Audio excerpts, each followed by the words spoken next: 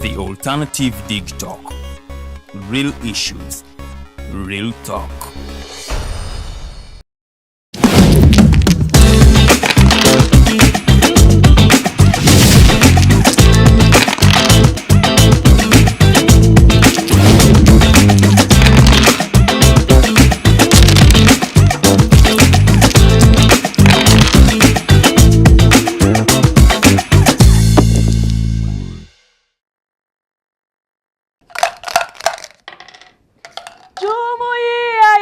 Zote tuilinde, tuwajibike, tuimaike, umoja wetu imuza yetu unju jumuiya. Teri chitu changu nze kubulira olaba omuntu awuba mu chachi ndo ziba byangu naye nva bigeza. Neangela Farida wale bitu si byangu. Birungi si birungi. Ng'omwana afanya mukamulirwana. Aba afanya mulirwana. Aha, kati gwolo za East African community ekyaliwo. Mu bigambo. Mu bigambo weri. Naye mu bigambo ne kumpapula. Bugenokera kumande. Nga sister country eteganye. Imagine Kenya eyaffe. Eyaffe. Teyandibadde Kenya yandibadde Rwanda twali kitegedde. Lwaki abakulu beewalana. Twandi kitegedde. Beewalana bikyungano. Anyway. Twandi kitegedde kala we baatulimbira wati kuba yaggalawo ko boda wano nga teri muna Uganda kusala kudde eri ateri aveeri twaligambye kale. Munnange abaana abaffe abaawano no munnaye abaana Uganda abaffe abaawano nga bagamba katugendeko ino ku sister country. Omanyi wakyusa environment there is somewhere you understand things. Mune tukole meetings ez'enjawulo tusome ku leadership. What is leadership? How do you be a good leader? Ebintu ng'ebyo kale byekuusirya awo wennyini. Genda maaso. Nga bayingira eggwanga lyaffe. Kenya Specifically bali wa Kisumu wennyini. Munnaye nga bakola meeting yasooka nga bagenda okwebaka.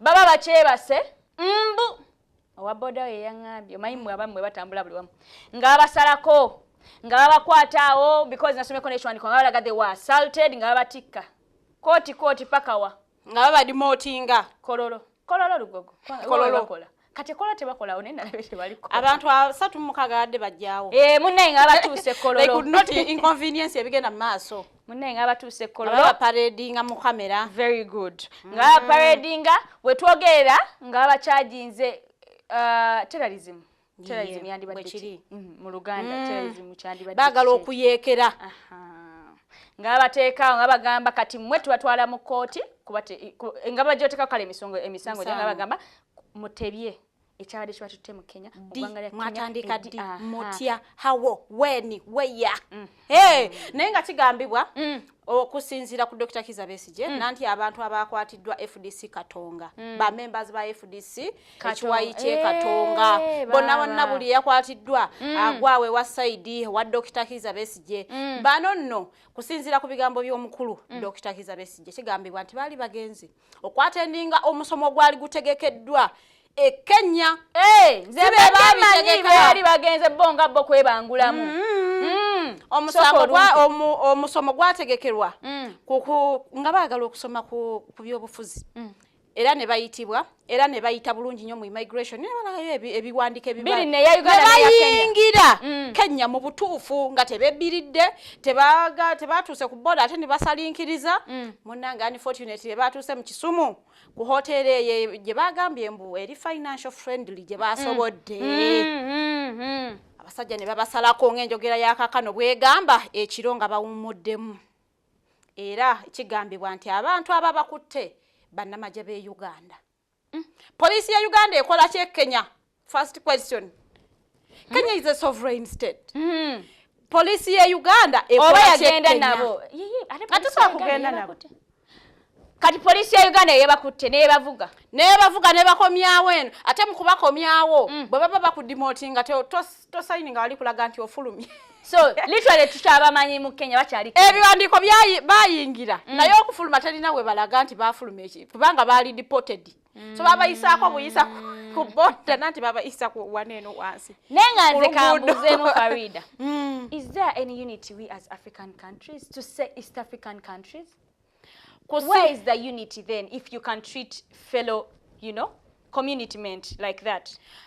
Nze ngamba nti tukyalina olugendo luwanvu olw'okutambula okubanga twachivinga kye twagala nga ba East Africans okuba ekyobumu kubanga saawa eno yadde nga bajjawo visa mbu bwoba ogenda e Rwanda oba Kenya oba Tanzania teweetaaga visa naye era bw'otuuka wali ku airport bakubuuza ebibuuzo oze kukola ki omala wano ennaku mmeka because I thought it would be free entry siri for as long as I identify myself siri mutujju lwaki ombuuza ennaku zengenda okumalayo nze asobola okwebeezeka okwebeza Kenya nga sitawanyiza gavumenti ye Kenya naye ng'ebintu si birungi nnyo era ng'akusinziira ku gavana w'Ekisumu naye yagambye bannaye twetaaga okunnyonnyolwa okuva mu entities ez'enjawulo nze nga gavana ow'ekitundu kye baakwatiddemu bannayuganda bannaye tutuusa okusaasira kwaffe erimmwe era twetonda Kenya si bwetyo bwe yali naye tetumanyi na lwaki efuuse bwetyo oba mulembe guno ogwa lutaakome luto sorry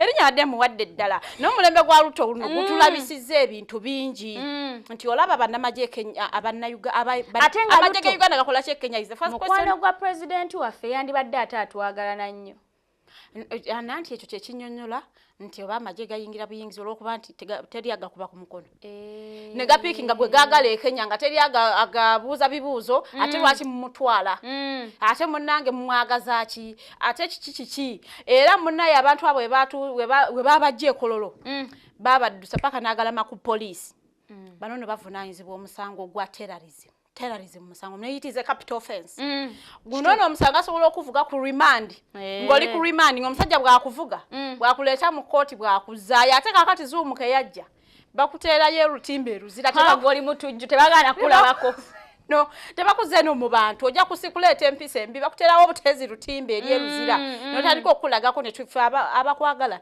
ne tumanya nti oli mulamu naye nga looya waabwe balooya bangi naye omukulu Elias Bukwago gwe tusingira ddala okulaba yagambye bagenda kubanga batekinga necessary steps okulaba nti abantu baabwe bayimbulwa ate nga n'ekisango ye kye yayise ekijweteke kibajjibwako kubanga bo baali bagenze kusoma like abantu abalala bonna nga we bananigenze n'agenda n'akwayalinga skills acquisition of skills is very important yes n'agamba naye era bagenda kuwandiikira Kenyan authorities bababuuze kijja kitya abantu nti bakwatibwa bannayuganda mu entities zaabwe ng'ate tebalina kye babagambako because if I'm in Kenya you're supposed to protect me. Thank you.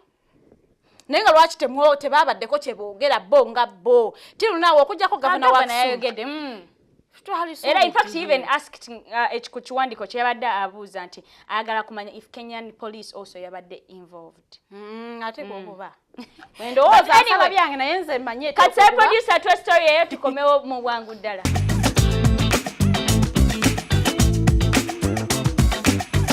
All traveled from various places in Uganda to Kisumu in the Republic of Kenya for the purposes of providing or receiving terrorism training. It has no jurisdiction to detain your plea, and you are remanded till 13th of August. FDC tetwetabangako mu bikolwa bya butujju tunabo nga ate Kenya etuvunaana nti amagye gamwe gajja wano bigakolerawo ebikolobero situjja kuba tubuuza paalamenti enkya gavumenti etubuulire amagye gaffe gaatuuse gati Kenya baba baadde bagenze kukwata abatujju nti bano bagenze kubasomesa bya butujju ani yadde agenda obasomesa naye mukwate.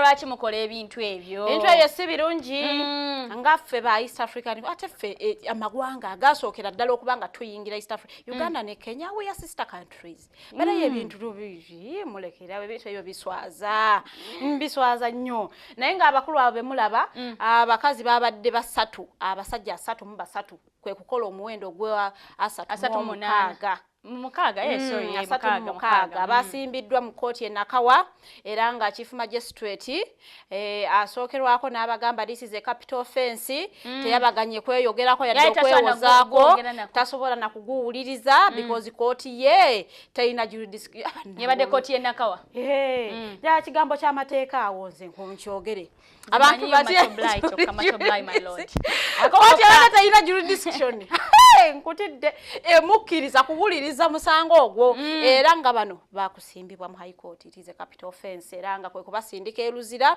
paka ennaku z'omwezi nga 13 omwezi guno gwe tuyingidde ogw'omunaana bano no bakomewo batandika okubakana n'emisango gye batamanyiiko mayitire.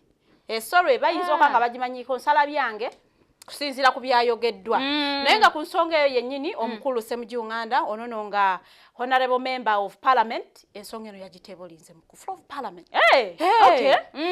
Naye abantu baffe bakwatiddwa ate nga bakwatiddwa ku nsonga ezitali ntuufu era n'alulabuuza omukulu Anthony General bannaye tubuulire amagye ge Uganda gakola kye Kenya boundaries zakyuka twasengukamu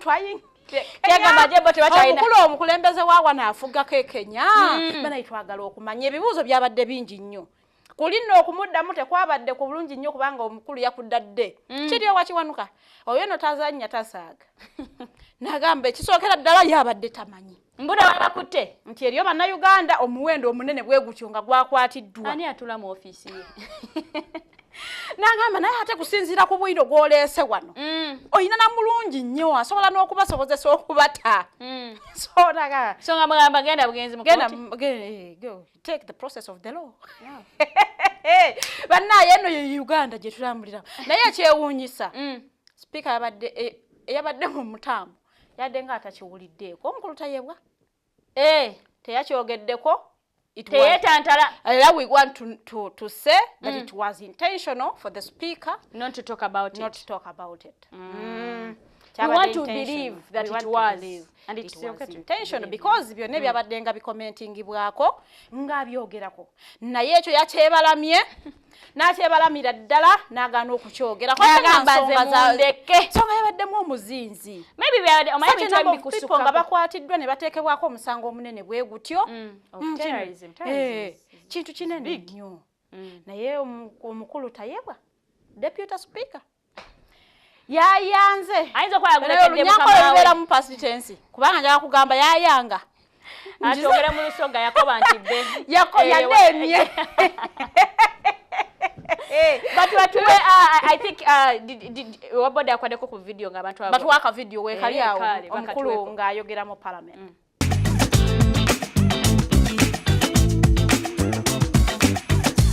We have 36 FDC leaders who were kidnapped from Kenya by ESO and Ugandan military. I don't know whether Uganda simply walks into another country. We nearly had problems here with Rwanda because Rwanda was accused of coming into Uganda and kidnapping refugees. One of the 36 is actually a registered refugee in Kenya. There was no extradition order. They had gone to attend leadership training. They were kidnapped and kicked. And their stories, government will need to listen to them. While they were jointly picked by the army here and Kenya, the Kenyans didn't beat them. They are only teasing them that for them they are chasing you, you go back to your 7. But the point is, some of them were seriously beaten. We want government, Mr. Speaker, to tell us, under which arrangement did they go to Kenya to kidnap FDC leaders who had gone for leadership training? Why did they beat them? And they should tell us why did they, among the 36, because one of the 36 is a refugee who left Uganda, registered with UNHCR as a refugee. These people were charged. They are before court. And if there's any issues of them being beaten, wrongly arrested, can be raised in court at the appropriate time.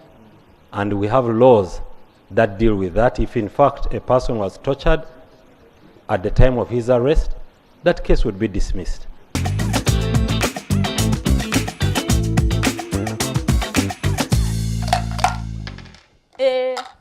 Hallelujah, hallelujah, hallelujah, hallelujah. Ogeze n'ogamba mbu bintu bya church byangu.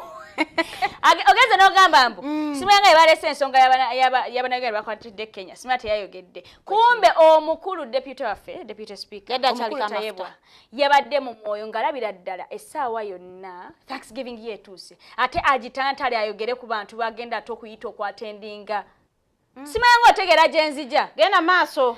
Kuba kati munayo omukolo ogwo gwabadde olunaku lwennyini olwo. Omukulu yabadde Thanksgiving abantu ab'ebitiibwa ebingi babaddeyo okuli ne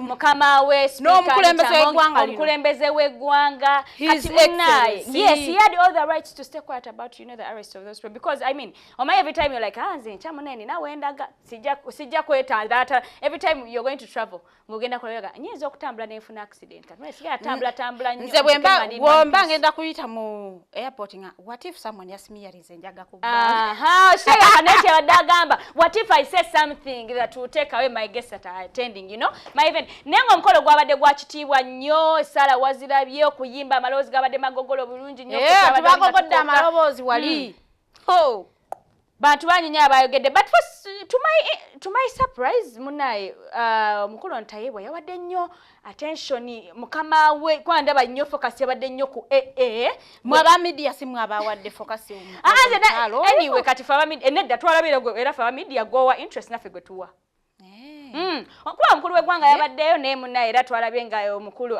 ebigambo byekale tebyaze nnyo tebyaze nnyo ng'ebyo ebya mama fo mulungi mami speech wagirabye nnyo yagambye ekyo bagirabye kati ndi wano nange ndi omu ku bayimbi tumaze oyimba tukulize I want to thank you all for coming and those who want me to leave. I still have one term. I'm not going to cling to power, Yashemererwa okushemererwa kwe kusanyuka. Thank you. Twashemererwa kwe kusanyuka. Twashemerera yabebaza okubanga mwaye. Ojoyiga nimizayo ngano zijja kukozesa.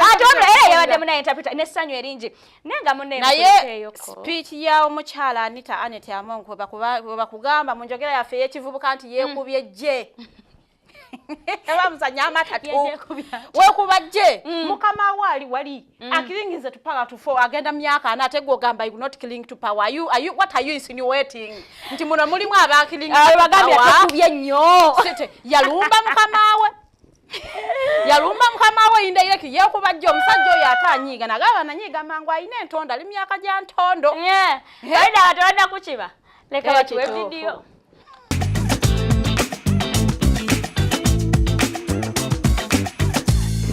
Ishomo lyokubanza neruga omu kitabo ky'Abagabe eshura ya kana akanyiri kana n'ibiri kwika akanyiri kana nina kandi obundi omuntu akaruga barisharisha aretire ogwo muntu wa Ruhanga emigati y'omuganuro 20 ya bare n'obushisha bw'engano omunshahoye. I only have one term to serve. When I finish serving my one term, I give it to Right Honorable to continue. Because you don't need to cling on power. I have one term to go, then I hand it over to him. Twajasta abana bona bashomere busha.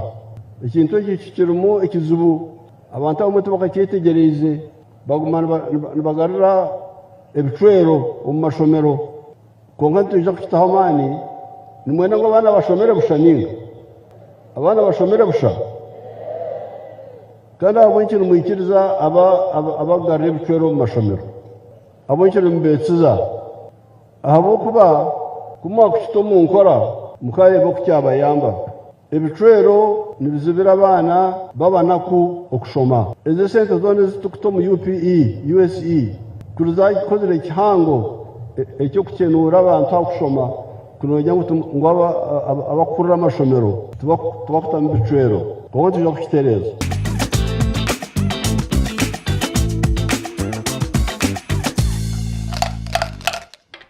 mukulike mikolo twagiyitamu ate egyo mikolo giba gya ttendo kubeerako amafuta kubeerako okwewonga yeewa Katonda nomugamba Mukama Katonda nze mbuzaayo taamu emu yokka bweti paka 2031 nze nga omukyala akoledde eggwanga lino neneewaayo nenetiika omusalaba emisalaba kwa kati yagikuba ogwa homosexuality bill abana ne bankuba left right and center naye neŋŋaana okuguwummuza nze era nsaba ompeeyo taamu emu yokka bweti Mukama wange sijja kudda wemaliriza mpe my brother we maliriza mpetayebwa era ku nsonga eyo yennyini n'agamba mumpeere give my brother manyi muje buli omu brother we okujjako omukulu atwala eggwanga lino wesi brother. The rest of the people are brothers. Thank you. Wakati anafunayo sister. Namujula sister. Nenda kuyafuse campaigning agent. Like lwaki buli walaga abeera akubira abantu akalulu, buli walaga ina basabira akalulu. Ndowooza agezaako okulaga abantu nti ayagaliza. Nga bulijali nga atabikola. Naye nga kikkirizibwa okuba campaigning nga tebannagulawo ku campaigning process. Is it even lawfully right? Is it? Nanti sinnasoma amateeka nga yitamu biisi lukwakwayo. Baloya abali kuno muna abatula bwe mbanji soma. Mututangaze muswati. Soma mukawaayiro kenjagala oleeta wano. But anyway, munaye. Yebale okwanga tagenda clinging to power, so we really thank the Lord and munaye. Tetumanyi because I thought ani alonda speaker. Ababaka. Kati yeba atayanga no. No. NRM ebawa ebisanja ebya. Naye era bufa ababaka bebanasalawo okugaana okulonda, okumulonda ne balonda omulala. It's well and good nga kifuluma. Okay. So she's talking within the law. Ntinga amateeka we galagira. Mbuzayo ekisanja kimu bakama bange. Simanyi why is the rush? Why are you telling me I must resign? It's just 7 years ezibulayo. Gine ebiri 2025 na 2026 tuga take off 5 more coming. Nze nyamuke parliament. Okay. Abasibazaako ngalo. Tudeko activists benyiri beyazeemu n'abagamba why the rush? I am going abaana bakoze road map yaabwe okuva ku Sunday awo nga batandika lwakutaano. Negamba olwokutaano tugenda mu mizikiti gyonna nga tuli mu kusaba. Kati ku Sunday amakyaki gonna nga tuli mu kusaba n'okusinza era nga tusaba omwoyo baguyita mwoyo. Simanyi bannange. Kisoboka okuba so kati ku Monday ne bagamba bagenda tandika court sessions. Ayenanga kubanga agenda mu kooti ezenjawulo okulaba nti beeyimirira bannaabwe abaali bakwatiddwa. Era eyo yali akubeerawo ku Monday ne ku Tuesday ku Lwokusatu balabe ku bbala nga bakomyewo omwoyo baagugyeyo. Ogamba weekend ejja? No wiiki yennyini gye tufuluma. Yali road map ya wiiki efulu gye tufuluma. Kakati era sessions ne bazaatendinga ne balaga obumu ne baganaye ne bastandinga in solidarity with their friends abakwatibwa era nga kirungi nnyo teri gwe basimba mu kooti nga talina amweyimirira. That's nice. Sureties balingawo nga bali ready balina n'ebisaanizo byonna lwakuba abamu bate babategeka bulungi ogenda kweyimirira Tenjo nga tumanyi Tenjo gyasula. Kale mulamuza kubuuza kakati munnange gwoza okweyimirira omuyita otya ti mukwano gwange mukwano gwabeerawa ate walina kusona natu alina stable places era omulaba nga asuze emakinde tinabeera entinda so you may not be sure ebintu ebyo si birungi twagala okugamba mwe abanoonya ba sureties abantu abo mubategeeze bye balina mubategeke nti omulamuzi ne baba mubuuziza ekibuuzo babeera confident bulungi nnyo ne baddamu obuntuntu obwo obutonotono amanya gagwagenda okweyimirira abamu bagenda n'okweyimirira omuntu nga tamanyi mannya amanya gagenda okweyimirira zone mwasula ate kisobola okubanga ali credible such that court emufindinga omuntu okubeera nti they are credible sureties they qualified to do so. Nze nja taking omukisa guno just sigenda kuma mu bantu mulio naye ngenda beebaza mmwe mwena abaliyo nga you know what you want and I would want to encourage you to keep law and order because it is very important. If you think what you're doing is lawful, please go ahead and do it. Gondera government if it is not, stay out of it. Let's stay out of trouble to live longer. Government empya ino tusanga tulibalamu bane twebereremu. Tulina okujingira nga tulibalamu so munabeerawo. Ne obanga kyokola kiri mu mateeka it is okay. Go ahead and defend what you stand for. Naye nga twagala okwebaza justice system abaana teyababeeredde nzibu nnyo nga last week nti bagabanga cash bail naye ate eno week yabadde yanjawulo mukko bagabye nani cash ne babawadde cash bail babadde nga $200 naye luli omusajja n'agamba nti nkuwadde cash bail ya $5,000,000 lwaki mukola ebintu ebyo bannaye obeera agamba enda sigala omukulu lwaini ne bamuwa cash bail ya $1,100,000 bantu mmwe omukyala nana mu Afrika mbalikirwa namata aneti Yeye agwawa ngamanya ina gonna. Aina manji. Aina maganda aga. Aina manji. Oyo nno omukyala yalabiseeko mu kkooti, yalabika olunaku lwali lwakuna. Era ne basaba beyiro, ne babasabira baali basatu. Era beyiro ne baweebwa eyannani kashi. Nera tekwali nnyo terms ezikalubamu nga ze baawo omukulu Bulola tokkirizibwa fuluma ggwanga lino. Ate tokozesa obwalabu obwo n'otayipinga ng'oyogera ku mumbejja wa parliament. Ebyo tebaabimuteekako, tebaabibateeseeko bambi. Naye ng'embeera gye yalabikiddemu teyabadde nnungi nnyo nga tewoomya nnakabulululu. Omukyala yabadde mu mbeera mbi nnyo. Era natotola embeera nga bweri mukomere eruzira. Era n'agamba abalwanirizi b'eddembe. Oyede si babadde abangi. Akapate ebadde. N'agamba naye mugendeeko eruzira naye abaana bafa. N'agamba omuntu ogenda ku dispensary y'eruzira ng'okedde ku 2 n'ovaayo ku 8. Naye nga bakuwadde panado 2 ate zikukakibwa okuzimirira awo totwala ddagala mu woodi bwetta. N'agamba yembeera mbi nnyo. Abakyala bali eri tebayina paadi ng'ate bayambala bugoye bwa yero omanyi nga bwe kitegeero n'agamba ate basibe bannaffe babawa obuyinza bungi nnyo. Musibe munno n'akutulugunya n'abeera nga ye omukulu nanti abaofiisa b'eruzi abayita bakulu be ba RP. Abeeri tebabeera ba RP.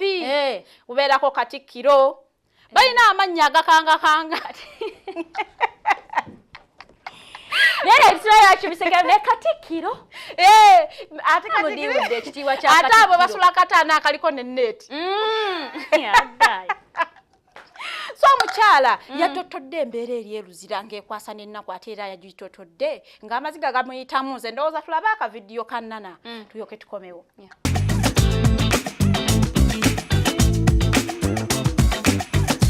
The situation in there, I plead with anybody that has any faith left in national and international human rights standards. I implore all of you, for the good of this nation and the people and the women especially, to visit this Ogw'Enguzi and see that the lives of not only we who are preferred to be bad people in the community, but also fellow enemies under very, very bad threat. Our right to life, I repeat, as I speak, all inmates, if not all, most inmates are coughing. You sleep literally centimeters from each other's nose. The breath of the next inmate is in your face, the next is in the neck. And because of my back issues, previous health issues, I pleaded with them. They call them Katikkiro, who very inhumanely degraded. They make us crawl on the floor like undeserving animals, holding them whole and Katikkiro. I had a total breakdown. I begged for my life.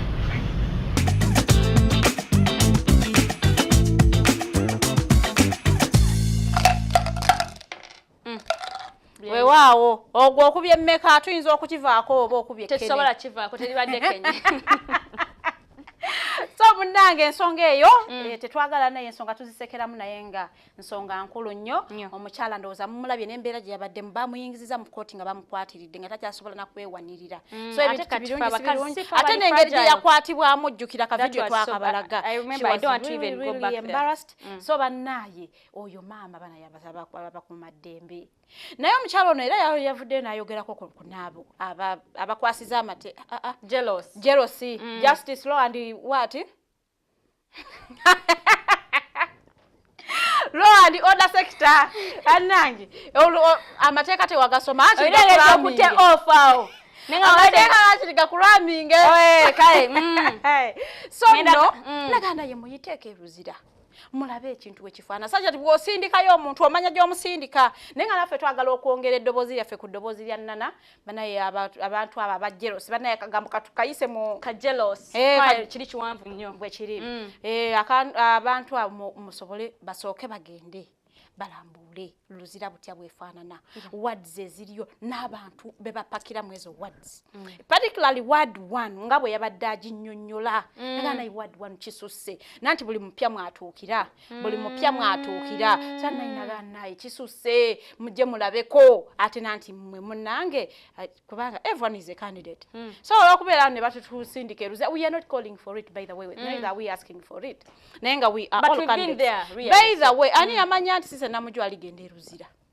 the same applies to Mawanda so banaye ebintu bino anyone is a candidate so tuterezeeyo omukulu byabashaija akulira amakomera ekifo kyo kirongoose obaka budget katono babongere budget naye mwoge mukyogere kiraisinga kiwa omuntu yenna n'akikuraisingira ku floor of parliament agamba kikulemye we bagwa kikulemye naye amakomera bagongezeko ka sente basobola kubanga batereza embeera yo byobulamu naye abantu bafa kiri bubi ate nga bamaama babanakazadde ate waliyo n'obusango obuteetaaga kubanga omuntu omusindika ebizira kakati omukyalo omukutte wali eyo atembeeya bogoya ali naye omuntu ate Kkooti y'abatembeeyi etulirawo bakwata ku 12 saawa emu oba osiza luzira kati omukyala ng'oyo oba olwaki oba omusiri obusango sango obwo bwe buleetera omujjuzo eruzira kubanga abakyala bali eruzira abatembeeyi bayitirivu babakwata n'obwana bwabwe ne babavuga n'omwana ne bamutwala banaye ebintu bisi birungi nnyo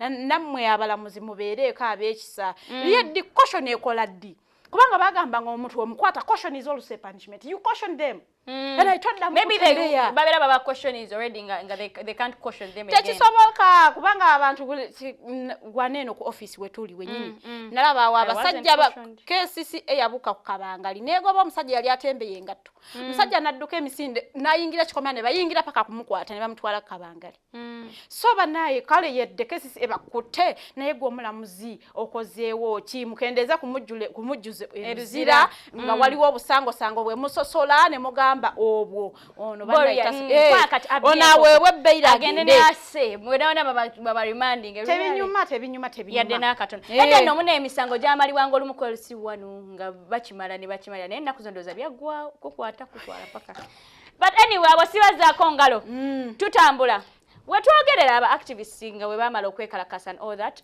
jjajja waffe omulungi taata waffe Tibuhaburwa yavaayo n'agamba munaye abavubuka bamwagala munaye kulwanisa corruption don't make noise in fact n'abagamba mujje kololo twogere which was he was seconded by one of the ministers that's Byarugahare linnya limpamuko obuzibu n'abagamba temuleekana mbu so and so must go stop corruption no go to kololo yadde bakyagikola omukulembeze w'eggwanga ajja kujja yogereko namwe because he's also fighting corruption munaye yaddenge babigamba bati yes abaana bato yadde tebagendayo abasuubuzi bo basaba okwogerako n'omukulu w'eggwanga yali abasuubiza ne bayogera naye n'abasuubiza nti nja kuddamu mbafune ate olowooza omukulembeze w'eggwanga teyagetinze too busy to talk to them omusazeeko omugambo si mugambo yasobodde ogenda ewa deputy speaker but he wouldn't get the time to meet with them because you can't tell me he didn't meet with them because they're working on Kololo. Kololo is under renovation and it is the venue. It is not the only place he can meet those people. You can't tell me that omukulembeze gwange omulamba Kololo is the only place he can meet those people. Oyongerako akagambo omulambo obeeranga agantu ina wakitundu. Nada tuina mulamba naye me I feel like because abasuubizire even went ahead and said kale waba asobola so okogana favor chali. Like he can nga yakolanga mu COVID nagama taga ku TV yes it makes more sense than you saying because you know Kololo is under renovation he can't go there it is not na abasuubiza tuli mu gwa munana agamba by end of August nja kuba meeting never pushinga paka komawa how long does it have to take tugumemu paka August bagumamu omusango guno tebakutandika mu June ne baguma mu July yonna neggwa June neggwa July yonna neggwa kuva May bwenju bano bazadde baffe kyowanze nina obulumi bungi nnyo nzenga omu kubanga these are our parents they are barely making ends meet balina abaana mu masomero tulina owa campus atali ku campus owa primary owa high oshegera so they really need to make ends meet I think they should be priority really that even Thanksgiving in my opinion omukulembeze tannagaana ku meeting abakulu abo naye omukulembeze yagambye nti bannaye Kololo is under renovation yes what about State House by end of August Kololo egenda kuba ewedde so tujja kuba tusobola okumiitinga twogerezeganye ensonga zaffe kati nno munnaye obusungu bwolabye empanda si bwange bwavudde mbasuubuzi ne bakisimbira ekkuuli babadde batu babadde banyiivu nnyo ne bagamba nedda tekisoboka ffe tetwagala kutuyisa mu maaso ekisookera ddala obubaka babuyisiza ku WhatsApp ngani gwe muwa obubaka ku WhatsApp yabagamba talina ya smart oba nateeka ku page ye ate abalina bumapesa awo yatunyomye ne bagamba minisita atunyomye nnyo nga lwaki atuyisiza obubaka bw'omukulembeze obutatumiitinga ku WhatsApp yali badde atukubira amasimu kale yalikoze akalango ku NBS endala amwakozeemuko ku ntonde abasuubuzi naye ekikulu information bagifunye ne bakiwakanya era ne balangirira olwono lwali lwakubiri nagamba ku lwokusatu tugenda kuggala amaduuka paka ng'omukulembeze akkiriza okuddamu okutumiitinga ng'ate si agastinga eggwako twagala ennaku ez'okumpikumpi awulize ensonga zaffe ate ng'ensonga ze basinga okufrontinga ensonga ya FRC n'ensonga y'okuba nti bamusiga nsimbi ate beenyigira mu retailo ne balanga be baproducinga be baresellinga be baretailinga ne bagamba n'ekisusse kati omuntu waagana abatakyalina waatundira kubanga price y'olya kintu kyakola abakiteekako wansiko okusinga nze ate agenze n'ekisuubula ate kuggwe ate gwe gwensuubuddeko ate naawe okomewo eno mu dduuka bantu mmwe muli babi nnyo nze nyaga kujjukiza abasuubuzi nti muzeeyi yagamba temukkirizibwa mukangakanga waba yagambye agasemusobola mukankanga ate nga agase naggwako omukulu yagasaga kunkangakanga wano tekikkirizibwa neera omukyala Miisa Kabanda nagamba nange obubaka babumpa kiro nnyo nengaakambuyise ku mukutu kubanga tubadde nga twogerezeganya lwaki mukola entondo bantu mmwe ate n'ekirala naatutegeeza tetwagala kututiisatiisa mugenda kuggala amaduuka olwedde tulina plan B balina plan B nagamba ffe tugenda kwogerezaganya ne basuppliers basupplyinga amaduuka agali ebbali w'ekibuga era naatutegeeza nti bajja kukkiriza abantu badde ku makubo batundiraawo basupplier babasangawo babasupplyinga ebintu business continues as usual oyo no mukyala Kabanda yabadde ebintu bino ng'abyogera hano nga tasalikako omusale nga batukooye abasuubuzi otutiisatiisa era banakikola bwe batyo era tugenda kuggalawo era tugenda kuggulawo era katugaye we have plan B and it is already in the pipeline weba chikola plan B tennabaako weba twagenza okulaba ng'abasirikale Uganda Police ng'ekwata bino baziyita batyezo megaphone bannaye tubeegayiridde amaduuka tugenda kubawa obukuumi teyagenda naye abambi obukuumi obuli mugulewo amaduuka ekyanewunyisiza mu nsonga eno eggula nayisa mu kibuga nga njagala kukola sitoola y'amaduuka ngiggyeyo bulungi abayindi bakola tebagadde maduuka neŋŋamba bano bainvesta be bali mu kwogerako abayindi tebagaddewo maduuka gaabwe bali mu kukola bizinesi etambula bannene bannayuganda abamu muli unitinga ddi bannamwe bagaddewo amaduuka for a good cause kubanga cause yo ebakwatako bonna naye abamu bakedde nalabyeko abamu babadde bakedde okugulawo ku ham building batutte bali encharge nga baggalawo edduuka kyetuliko kikukwatako nalabye nga badduka emisinde nga bintu babikasukayo kasusi mu maduuka nga bagaggalawo nze naye ensonga eyo si nnungi nnyo naddala okubanga temuuniting nga ate you have a good cause laba abasuubuzi nga bagamba tetujja kugaggulawo ekijja kijje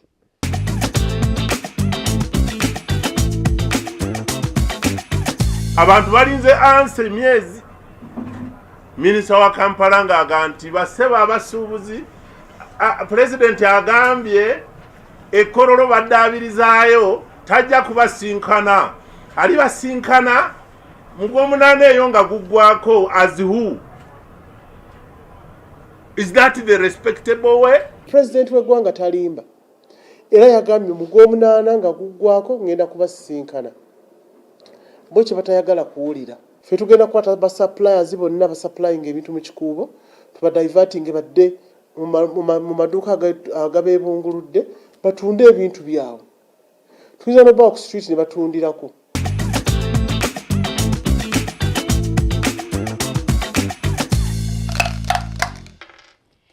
nze ensala yange eri wamu nammwe abasuubuzi omukulu yeesootinge abamiitinge omukulu yagamba nti bamutiisatiisa naye nga tusuubire nti mujja mumutiisatiisa akkirize ennaku azikakkanyeemu ekyo temugenda mutiisatiisa naye kale kayeekube mutima kubanga ye ennaku azikakkanyeemuko kale abasinkane nga ku 10 aba nazo tusabye zeewala kale eno wiiki etandika kyonna kyekiri Farida yovuddeyo kyekyo paka ayisajja be oyo abeera beene baffe magulu nnyondo lukoma nantawetwa mubene musota amanya ogajjukira bujjukizi amanya omanyi kati title oyo nayina amanya agatiisatiisa agakanga agamusuusuuta Mpologoma. Mutebi oli mpologoma gwe nannyini mu Kabaka. Oli lukeberwa muzzukulu wa Muwanga Teesa ne Chwa. Kituufu ide gwe mutabanyi wa Luwangula Muteesa. Munnange ayisa abasajja. Munnange tukuyozaayoza okubanga otuuka matiikira ago ag'omulundi ogwasatu mu ogumu. Era tujja kusaba munnange awo yo gwe tutera osaba akutuwangaalize oyongere okulamula Obuganda ne mama n'abagerekanga bwagerekera Obuganda ennaku z'omwezi zaali 31 omwezi gwe tuvuddemu ogwakasambula nga munnanga amatiikira ga Kabaka ag'omulundi ogwasatu gwego abataka temwalabise saabategedde mwaganye okulabika ku matikira nayo mukulu mama Joyce baagala Sebugwa yabaddeyo n'akaviiri ke signature luuku yabaddeyo bulungi nnyo olengera akaviiri omanya yoyo Joyce yaddeyo bulungi nnyo ku matiikira ga Kabaka era gabadde wali eri mu lutikko Namirembe okusaba kwe kwayindidde kuva ssaawa 2 paka ng'essaawa 8 nga tuli mu kusaba speeches ez'enjawulo tulaba Katikkira Ddeena Ddeeri emikolo nga gimuwuuba munnange essanyu ne libugaana Obuganda nga nanti empologoma tugiraba ku sikuriini ng'eyogerako eri Obuganda ne Kabaka ku luno tebadde na bigambo biwoomu eri abo abaagala okuttata n'Obuganda naye eryokanga n'etonnya ne tulaba ensiisira bwe zeekanya emyoyo bantu mmwe muli babi nagamba nze sirondebwa bataka sirondebwa bataka ate era nze nga Kabaka nzikirizibwa okukyusaako ebintu ebimu mu nnono bannange mulekeraawo okubanga ate mumbuukira neyakayiga okwogera namwe obuvubuka omwakayiga okunaaba ne mudda ku Kabaka kitiibwa kya Kabaka kyalagawa bigambo lwaki nze mbisala nga akatambi ka Kabaka nga weekali tusooke tukalabe wankubadde tetubaddeewo nga tuli ebweru mu kujjanjabibwa ebintu byonna ebibaddewo tubadde tubigoberera bulungi olugero olugamba nti enkuba eryokanga n'etonnya ne tulaba ensiisira bwezenkanya emyoyo olugero olwo lutuukiridde tujjukiza abantu baffe ensonga zino ekisooka Kabaka alina emisoso n'enkola egobererwa ng'atuula ku Namulondo era Kabaka talondebwa bataka abakulu ab'obusolya mu nnono zaffe Kabaka alina eddembe okuteekawo oba okudibya empisa ezimu okusinziira ku mulembe nga bwe gubeera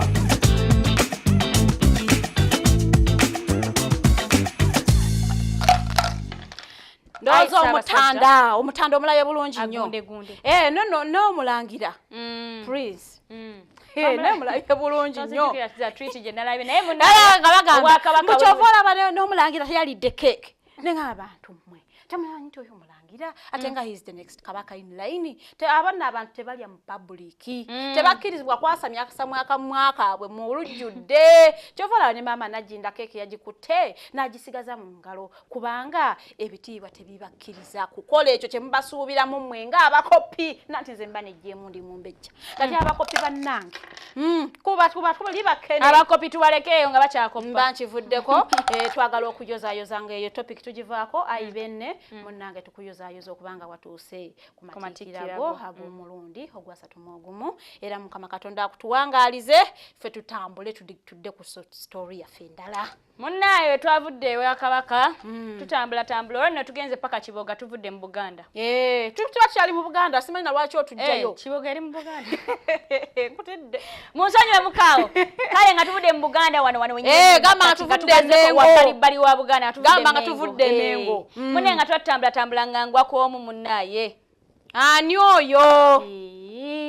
Omu owaffe ono Nankabirwa. Ruth. Nkoze ebyo butamuteekako kitiibwa kye. Muteekeko ekitiibwa ebitiibwa babikolerera. Ebitiibwa babikolera naye omuntu muwe ekitiibwa kye.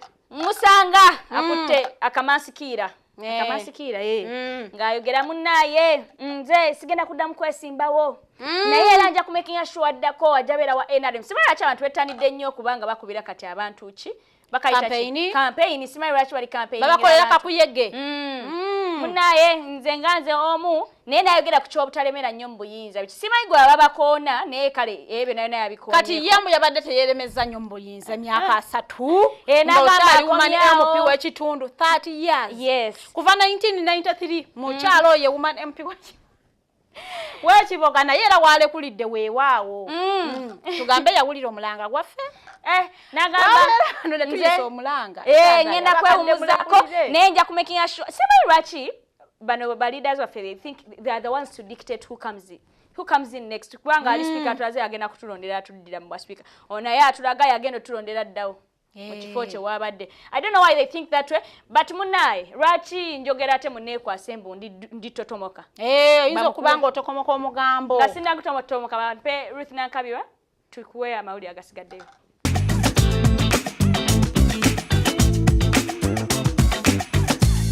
Era na celebrate nanga kalukawedde mugabalangiridde muloka Yakangude n'enseka nali ku kyoto nga gyo kyakasooli n'omwami wange. Neseka President Nakubeera bigenze bityakoze byeyikulira ku makya ne kati ebigenda maaso sibitegeera.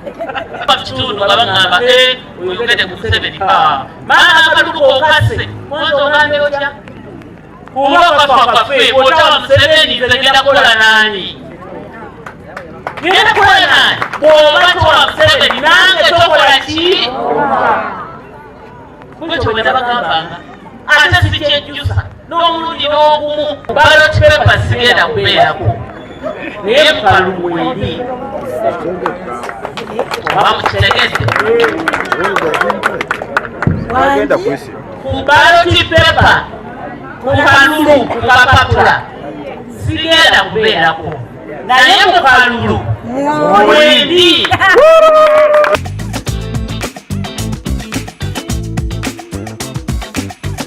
Oyo ye mukyala naye nga abalala mu follow suit. Mulabire ku Ruth Honorable Ruth Nankabirwa nammwe mugambe tuludde nnyo mu bufuzi.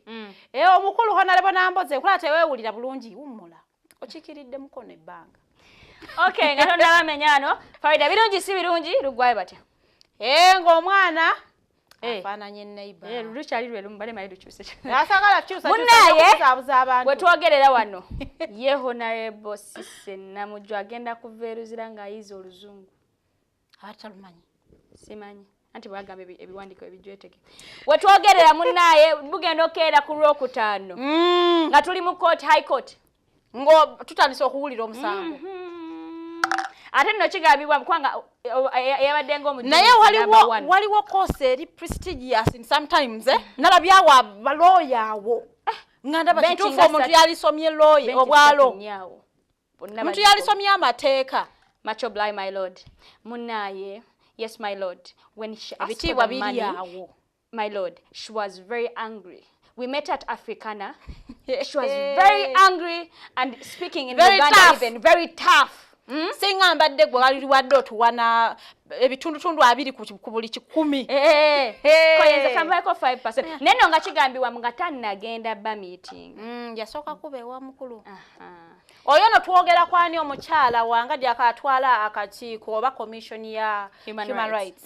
Gwe baleese nga state witness mu musango ogulimu ababaka bano abali ku alimanda era nga bavunanyibwa omusango gwa corruption. Ababaka kinaki? Okuli omukyala owerwengo sise namuju ne tuleeta po akamba awo yono mama ko yekalakasa na omwana wange mute muzeyi abantu baze wano bali esente naye ngabo tubakwata kozo omwana wange nenga naye kati ojja kakasa okusatu Yusufu Mutembuli abantu abo gwe musango gwe tuli mu kuwuliriza kigambibwa nti abantu bano beko baana ne baagala budget ya Human Rights Commission omukyalo ono okugimuyisizaamu akiriziganye nabo abaweeko percentage 20% as in 20 budget bagamba obuwumbi 5 55 billion ku buwumbi 5 nga bagalako 20% yena abawako 5 nakalambira nagamba nedda batata ngenda kuba wako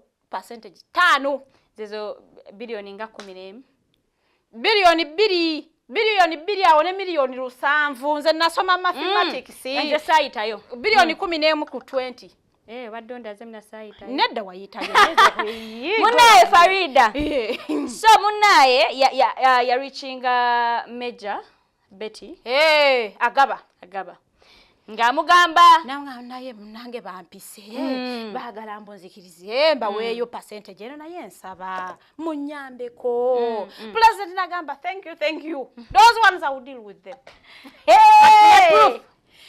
wetaaga akantu akagenda recording amaloboozi to be on record twatusene mu technology awo ne twatuuka omune nga bamuwaka peni ng'omukyala ajja nako awo n'omulamuzi n'abuuza wali ogenda ku Afrika na wagendera muki nagamba my road nagendera mu motoka yange ne driver wange n'omukuumi n'amubuuza mu motoka agenda na mmeka nti 2 nina ne motoka ene ya security kabanga lyetambulirako abasirikale naye my road nze nakwata amaloboozi era n'amubuuza agakwasiza ki nti peni je bampa okuva ew'omukyala Betty yagaba ate ng'omukyala Betty yagaba yava eri ew'omukulembeze w'eggwanga awo omusango guba gulinnye enkanda guba mujjaguulira kubanga omukulu aba yagulagira mu interest nga tetunnagumanya ffe nga tegunnajja mu public yali badde agutta awo tugambe nti president yali mu kulwanyisa enguzi bannange nga lwaki tetumwebaza bali weebale nnyo n'abalala bonna kibakole bonna abajjayo twagala okozese buli obutimba bumukokota bukokota bukwata engege empuuta ne bummukene tetwagala okozese buno obutimba obutonotono bukwata mukene yekka mukene Farida kabatuweka ebya kooti kubanga akaddeko katulidde empindi tukole stories zaffe esigaddeyo tube wano. Honorable Yusuf said the budget was to be approved within the next 2 days, and that now was the time for them to help me defend our budget as presented, because His Excellency the President had told me to help him catch any member of Parliament. So why were you specifically calling Betty? To inform His Excellency the President through her of what was happening, specifically that I had received a phone call from a member of Parliament asking me to meet them at Hotel Africana. Just confirming if you listened to it, whether you are in position to recognize, identify, whether it's the conversation that you saw recorded. My Lord, we have strong protestations. This witness in the dock is not an expert in voices.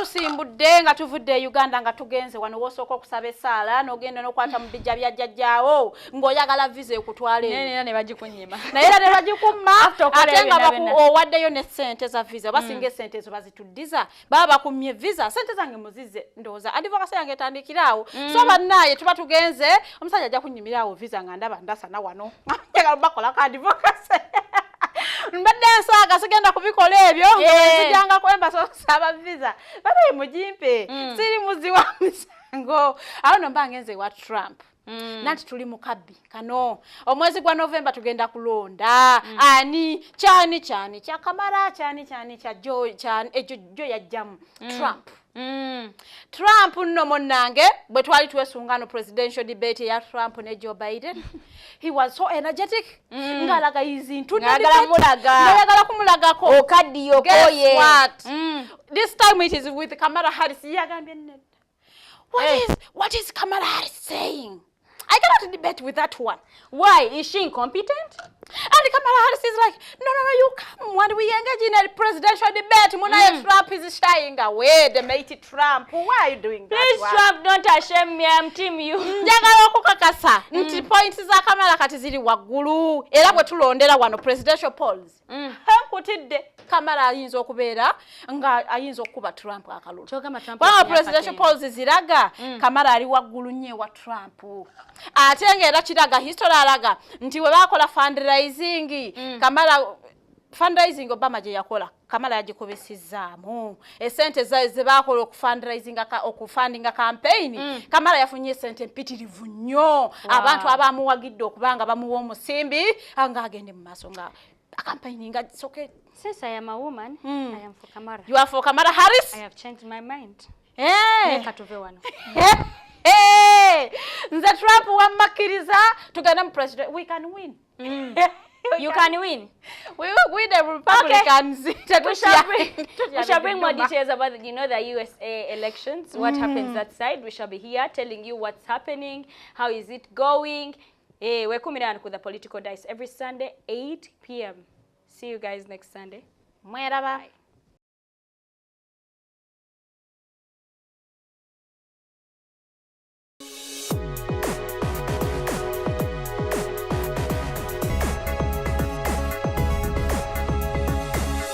The Alternative Dig Talk.